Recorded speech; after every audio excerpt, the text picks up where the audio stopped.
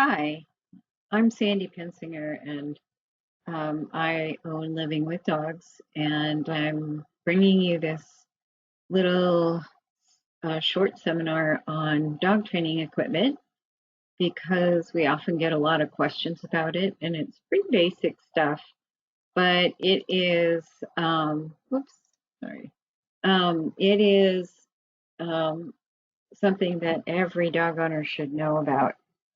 So here we go. So here's some different types of equipment that we'll be talking about. First of all, we're going to talk a little bit about motivation-based training and what is it? Well, we prefer to use rewards to reinforce behavior that you can give the dog a reward or you can take it away. For instance, if your dog wants to go on a walk and they're jumping up and down and they're pulling on the leash before you even get out the door, you could just walk away. And if, for instance, you're putting their bowl down and they start scarfing the food out from under you, then you might just lift the bowl up and take it away. So those are the two ways that we use to change and modify behavior. So management is another tool that we use, and that's using means to control a dog without training it. So leashes, collars, harness, baby gates, crates, doors, fences, all of those things are used while you're in training, kind of like you do for little children, babies. We have protective means of keeping them safe. So training does take patience, but it's so worth it once your dog has learned what the right behavior is. Here's what motivation-based training is not. We minimize the use of no reward markers, which are no, wrong, etc. And we don't jerk or push or pull physically on the dogs. We don't do physical corrections like I just heard somebody the other day that said, well, how do you keep a dog from jumping on a guest? Knee to chest? And I said, no, teach the dog to sit or keep them on a leash. So there's lots of different ways that you can do physical corrections, but we just try to stay away from that entirely. We also don't use prong, prong collars, choke collars, shock collars, citronella collars, or bark collars, or any of those means of trying to change our dog's behavior because they're punitive. Yeah, and yelling at the dog is another one you try not to do. I'm saying, look, it's hard to learn patience, but it's worth it in the end. Here's some organizations that actually have programs based on the use of prong and pain collars. San Francisco SPCA, and this is from the Pet Professionals Guild. It is, basically there's on the top left, there's a prong collar. Below that is a type of collar that is a prong collar, but it's hidden behind a smooth sleeve that looks like a regular collar. And here's one piece of fabric that's placed over the prong collar. That's, I guess if you're ashamed of using it, you want to hide it. In the middle, we have two different types of choke chains and a shock collar. And on the left-hand side, there's three different kinds of shock collars. This bottom middle might be a bark collar with citronella in it. Yeah, I think there's a little squirting mechanism right there. Really mean to the dogs. So if you would like more information, you can come back to this slide and write down some of the links here. There's links to the American Veterinary Society of Animal Behavior, San Francisco SPCA, the Pet Professionals Guild, and Living with Dogs training philosophy, and other videos on using reinforcement for training. We also don't use some gentler equipment for safety reasons. Back attach harnesses, we jokingly call them Iditarod harnesses. The Iditarod is a sled dog race in Alaska, and a back attach harness is a great way to teach your dog to disconnect from you and to pull. And those are two things we really don't like seeing. Flexi or retractable leashes are when your dog's at the end of a 15, 20, 25-foot leash, you don't have much control. It's also not legal in most areas. I know in our area we have a 6-foot leash rule. It can trip people or block sidewalks. I have rope burns on the back of my legs from using a retractable leash many years ago.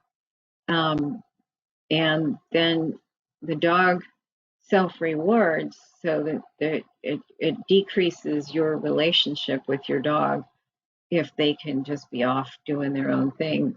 If you were doing scent work or tracking or something, then I would very much consider using a retractable in certain situations. So, but it's very limited. Slip leads, I see a few of them. I don't see very many anymore. They are a unlimited slip. I don't know if you can take a look at the bottom image of the leash. It can choke a dog. It's basically a choke collar.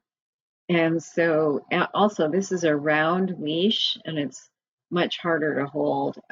These are called slip leads, and some people, they're very popular with some crowds, but not very nice to the dog.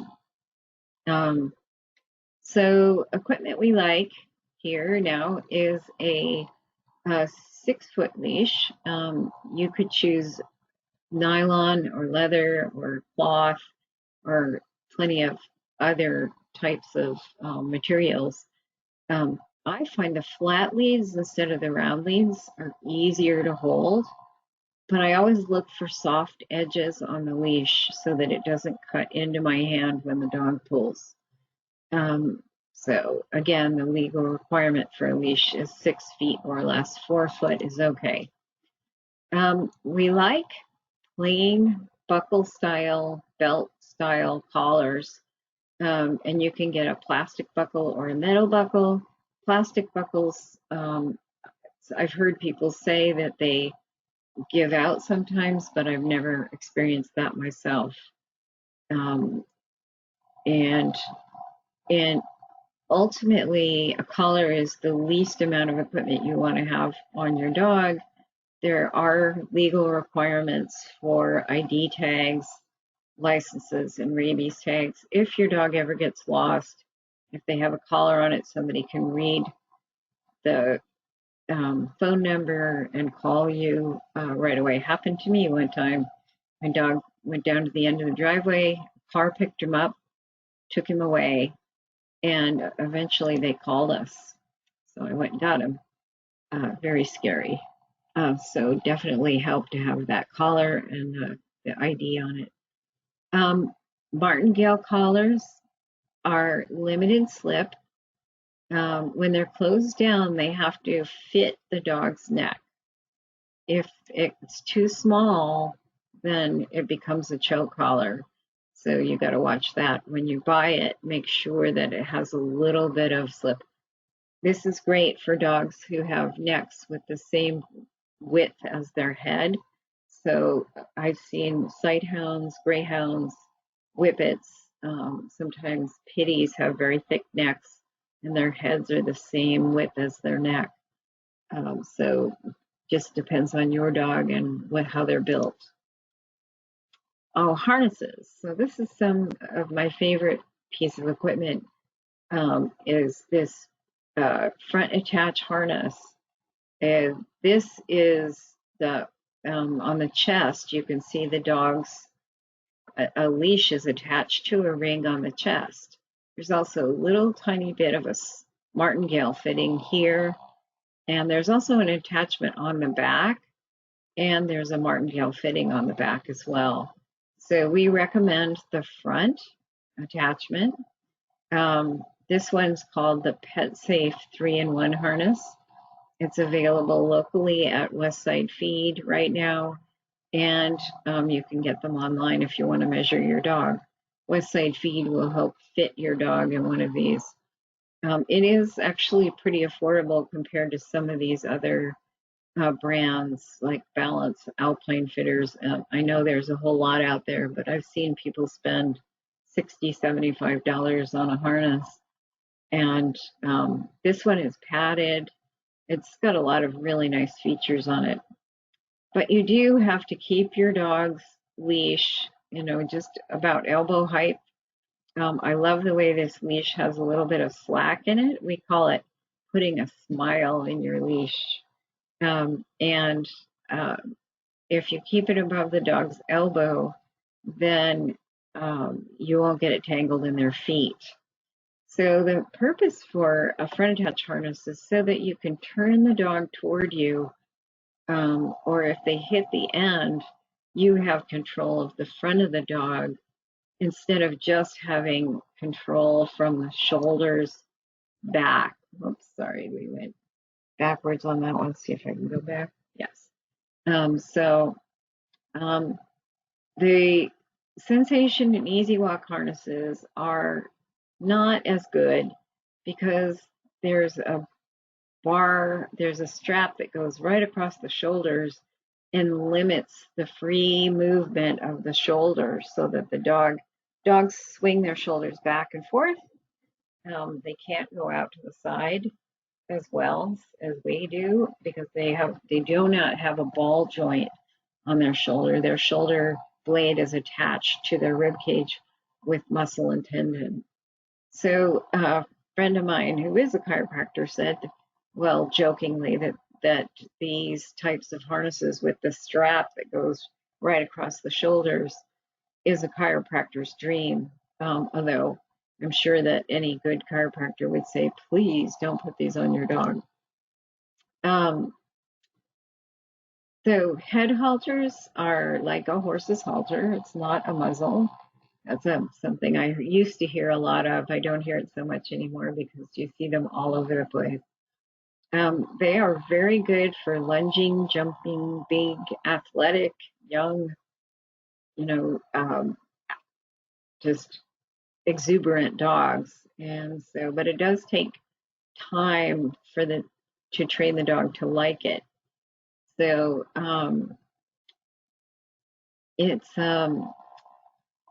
you really have to do it a little bit at a time in order for them to just completely ignore it. If you put it on and just go for a walk, just keep moving. And oftentimes the dogs won't be trying to wipe it off on the grass, on your leg, everything else. A child can walk a dog with a head halter because they have so much control. If you can walk a 1,000-pound horse with a head halter, then you can walk a medium to large sized dog with a head halter. You will have to keep your leash shorter. You don't want your dog running and hitting the end of it and bending their neck the wrong way too quickly. Optifit Halti Optifit is the one I've seen that fits the best, but I imagine it depends on your dog. Walk and Train is another brand. I don't have any experience with Walk and Train, but I'm sure there are several brands out there if you want to take a look for them. We just have seen this one work really well and have just stuck with it. So when you're fitting a collar, you want to check the fit of any harness, any collar, any head halter every time you put the equipment on so it doesn't get too tight or too loose. If your dog slips out of the collar and runs into a busy road, then you are not going to be happy with possibly with the results of that. Um, then you'll have to train your recall, your emergency recall. The puppies and young dogs' neck grows quickly, so you don't want your equipment being too tight when your puppy grows up. If a dog gains or loses weight, you might also have to, but sometimes especially with the nylon collars, they slip. Another thing I've seen equipment fall off when it gets wet in the ocean and then it just slips more easily. So this is what we call, this picture is a 2-finger fit. So you can stick your 2 fingers in and no more than that. So special circumstances are if your dog plays tug with the leash, I think that's really unsafe, and I do try to put the kibosh on it really quickly because they can bite through a leash in just a couple of seconds. One of my dogs bit through her leash. I tied her up to something, went to get some paperwork, and came back less than a minute later, and she was gone. And we were at a dog show at a fairgrounds that was near a freeway. Well, she ran over to her favorite sport, which is called go to ground, and she was barking to be let in, and the people held her there for me. She was crazy to go do that, and so she bit through her leash to do it. So if your dog is biting through leashes, I've seen people with several knots in their leash where they tied them together again. You really do want, in the long run, to train the dog not to bite the leash. You can use some what's called bitter apple on the leash, an alcohol-based product that evaporates quickly, so that it's a taste deterrent. You never want to spray it, the leash, when it's on the dog. Take the leash over, spray some on it, and then put it on the dog. And then you're going to have to reapply the next time you put the leash on the dog because it dries up eventually. And usually that works. Sometimes puppies don't have very well developed sense of taste, so they will uh, develop a taste. As they develop their sense of taste, they will actually like the bitter apple. So then you might have to use bitter lime, bitter cherry, or some other flavor. So you can keep moving when the leash is on, which tends to if you're moving quickly, the dog doesn't likes moving quickly, and so they're not as frustrated, and they don't usually tug on the leash as much. You can run your hand down to the end of the leash and then hold it still. And if all else fails, after 10 or 20 trials of doing that, you can get a chain leash. And dogs usually don't like to bite that chain surface. So that's the end of our presentation today.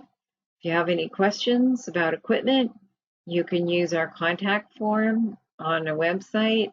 There's a link in the upper right-hand side of the page, and this is a form that you fill out that emails directly to me.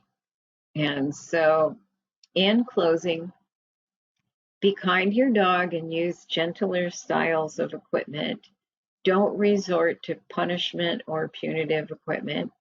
Punishment is really hard on your relationship. Your dog won't want to spend a lot of time with you if you are constantly saying or jerking on the leash or whatever. So training involves getting your dog to learn to make good choices by themselves so that you don't have to order them around like a military sergeant all the time, and you can hold a decent conversation. Your patience will be rewarded, so you get the rewards too. It's all about your relationship with your dog, and I hope that you have great fun together. Thank you for choosing us in your dog training. We look forward to a day when we can see you soon, and let us know if we can help you at all. Bye-bye.